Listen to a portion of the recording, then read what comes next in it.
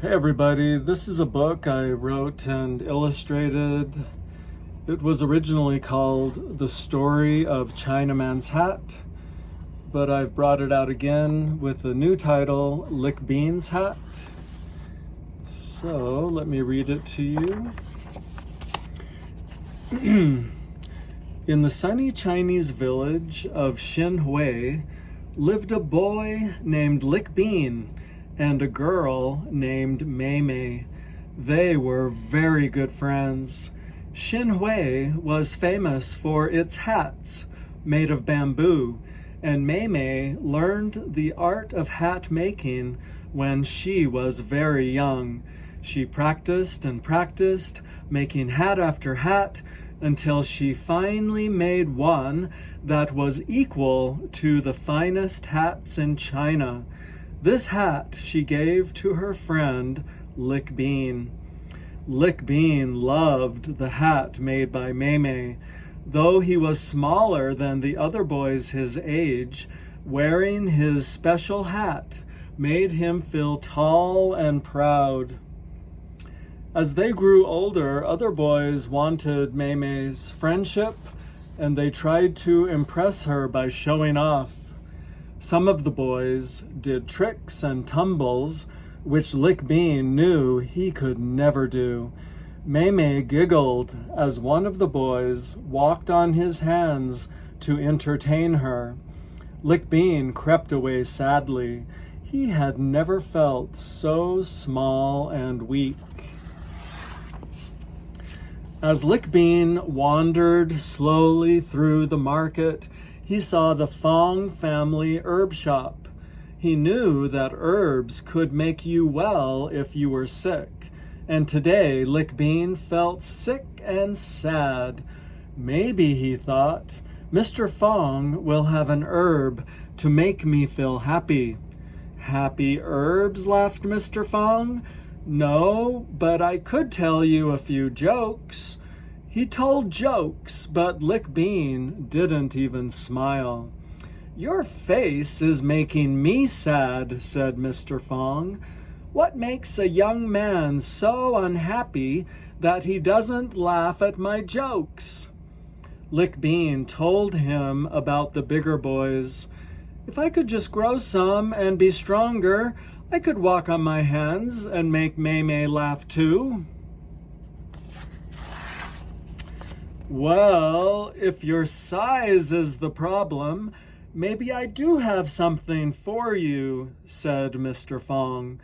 As he took a box from his shelves, Mr. Fong said, the powder in this box is made from the ground-up roots of a giant tree from a faraway land.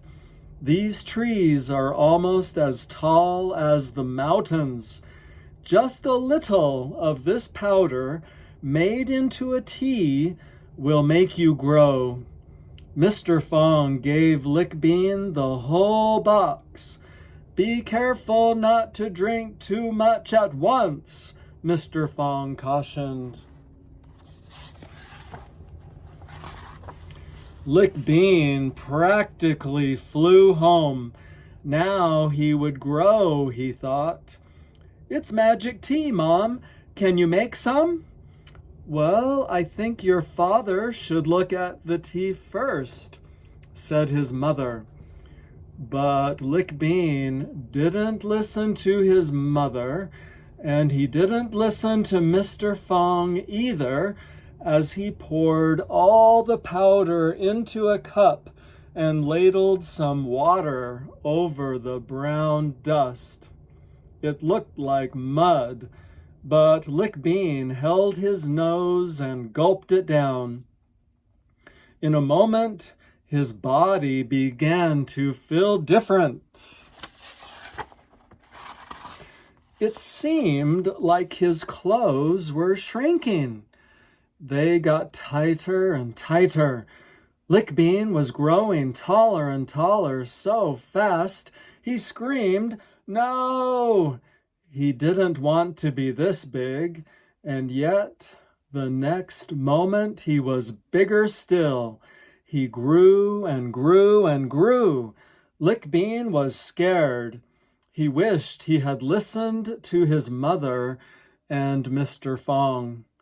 How could he walk on his hands to impress Mei with such long legs to hold up in the air? Now he was not just a very skinny person, but a giant skinny person. Would Mei laugh or scream if she saw me? Lick Bean wondered as he jumped over some small hills. Lick Bean could now walk over mountains in just a few giant steps. Before he knew it, he was miles away from his village, his home, and his friend Mei. At the thought of Mei, Lick Bean reached for his favorite hat. Oh, how small it was! He was glad he had not lost Mei's gift to him. Then he found something else, some long black hairs coming from his chin. He had a beard. Was he becoming as big and as old as the tree from which the tea powder came? Now a beard, laughed Lick Bean. Mei would giggle if she could see this. Holding his tiny hat in one hand and pulling on his new beard with the other, Lick Bean had an idea. He threaded one of the long black hairs through his hat and secured it with a knot. Now he couldn't lose it. Lick Bean ran and jumped in the ocean. He quickly swam out where the water was deep and black. Suddenly, feeling sleepy, he closed his eyes and was asleep in a moment. As Lick Bean slept, he was carried away by another giant, a giant ocean current. His body floated like a huge ship. Tied to his beard, his cherished hat bobbed over the waves like a child's toy. All through the night, Lick Bean's sleeping body moved swiftly through the South China Sea and into the Pacific Ocean. Powerful tides swept him along on racing waves until morning found him off a beach in the Hawaiian Islands, very, very far from his home. When he stood up, Lick Bean saw many small brown people looking at him with wide eyes and open mouths. He explained who he was and how he had grown so big, and the people began to smile. Lick Bean wished he had a gift to show his friendship, but the only thing he had brought with him was his hat. Mei had made it and given it to him, and so it was his favorite thing. But Lick Bean knew that giving away your favorite thing is a priceless gift. That's what Mei had done when she gave him her finest hat. So Lick Bean made a difficult decision. He untied his hat and placed it on the king's head. The king was very pleased. All of the people began to dance and sing as drums beat a happy rhythm. The Hawaiian king wanted to give Lick Bean a very special gift in return. The giant should have a giant hat like the one he gave me, he thought. So he put his weavers to work on a giant Chinaman's hat for Lick Bean to wear. At the same time, carvers worked on a giant koa wood bowl for Lick Bean to eat out of. Lick Bean was so happy as he put the new giant hat on his head. Mei would be proud, he thought. Let's see. Am I missing something? After he had eaten, Lickbean felt strange. He was so tired. Then, as if in slow motion, he sank below the water. First his big old body, then his long gray beard, and finally his head disappeared beneath the surface. The only thing left to see was his new giant hat that now looked like a new little island. Yes, the magic tea had put Lickbean to sleep. His sleep was so deep that he didn't need to breathe for a very long time as he lay beneath the surface. The Hawaiian people's hearts were broken. They thought their new friend must be dead. Many weeks passed, and the people continued to mourn for the giant who had come out of the sea. They looked out at the giant hat sitting in the bay, but there was no movement. All was still and sad. Then one day, the people saw a fountain of water erupt near the island hat, like a bubble bursting, and something popped out of the water. The Hawaiians jumped into their canoes and paddled out to meet a lonely swimmer. When they brought him back to shore, the people gathered around with great curiosity. "I guess you used to know me as a giant," said the boy. "The magic tea has lost its power.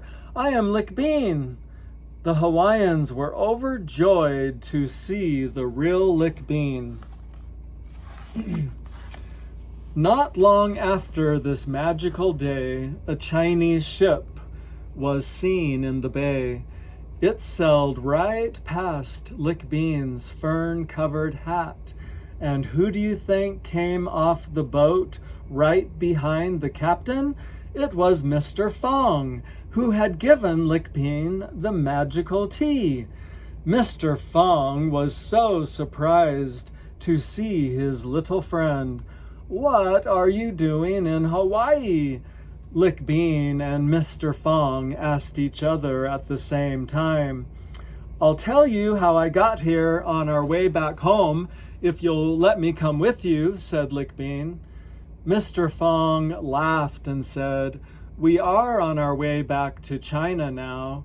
I've sailed with this ship all over the world collecting herbs, even more powder from the giant trees." A few days later, the Chinese ship was ready to set sail. Regretfully, Lickbean said goodbye to the islanders and thanked them for their kindness and generosity. As the ship left the bay, it sailed past the giant island hat. Lickbean couldn't believe that huge island once sat on top of his head. Life is filled with amazing and wonderful things, he thought.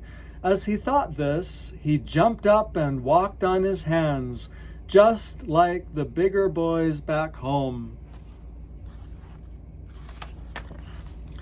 When Lickbean arrived back home, he was so excited to see his friend Mei.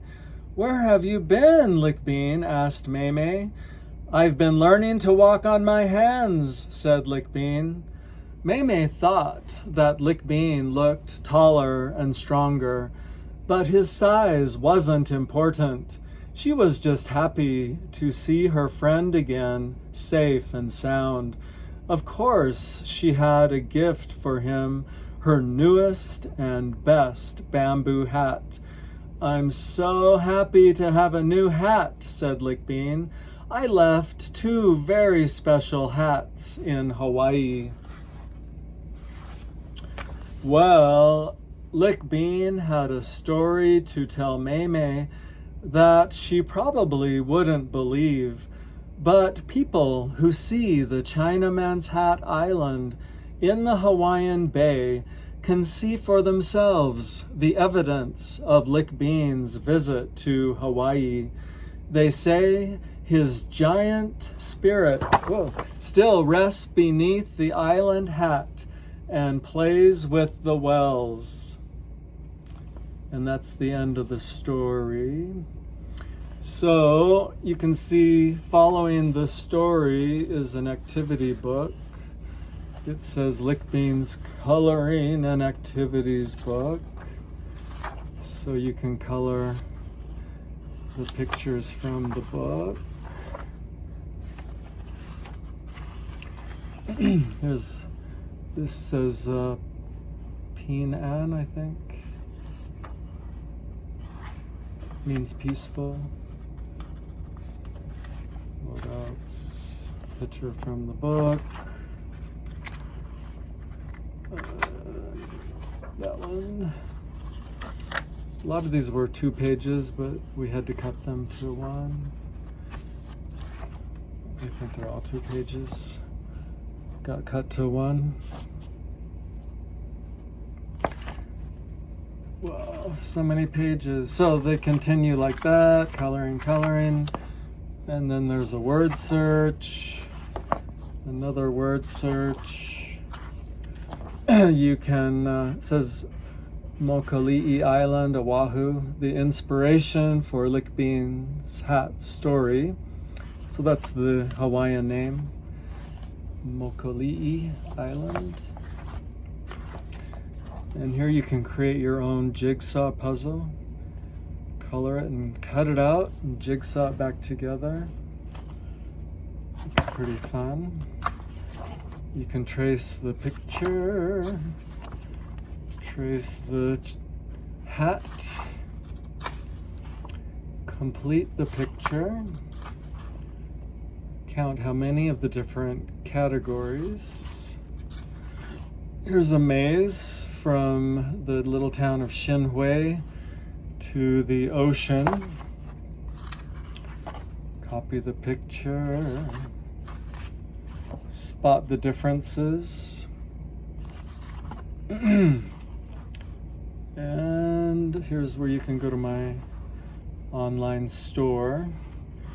So I hold the copyright of this book. It was published by Island Heritage, but that is over. So this is all my book. So you can find it on Amazon if you'd like your own copy. And if you'd like to color and do the activities and read it in your own home and turn the pages yourself. Hey, thanks a lot. You all have a great day or evening, and we'll talk to you next time. Hey, so I hope you enjoyed my reading of the book, Lick Bean's Hat. The book is available on Amazon. You can search under the title or my name, Dean Howell. Thank you so much.